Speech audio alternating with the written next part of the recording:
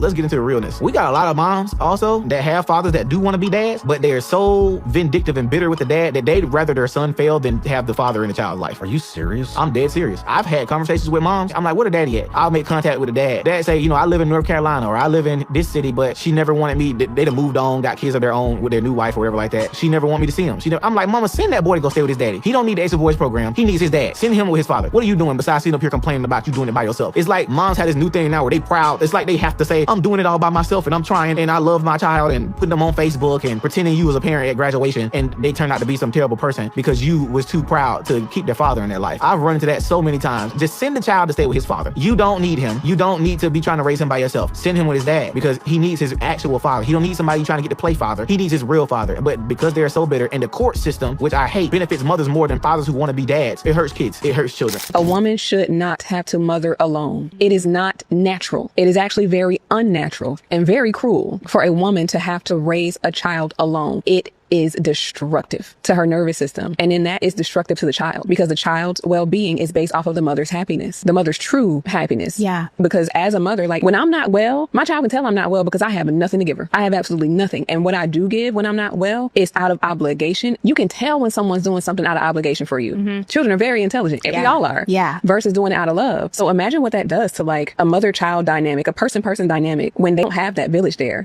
to pick up what they literally aren't even built to do. It is sometimes you can't be together. Sometimes you have to be separate. You have to learn to co-parent in peace. But a lot of times, more often than not, and a lot of you guys know, one parent is going to make it difficult on the other. And almost always it's the woman that's making it more difficult on the man. And dudes just give up a lot of times. And we end up calling them deadbeats because they do try. And the mother wants to have things her way. She wants to call the shots. She wants to determine how the child is raised. You can't do this. You can't do that. You can't take them to do that. She wants to control every single aspect. And like I always said in most of my videos, guys, and I know this to be true. You guys know this to be true. A lot of you single mothers watching this know this to be true. Is that a woman's feelings come before anything. They come before the man, her children. Doesn't matter. Her feelings come first, how she feels.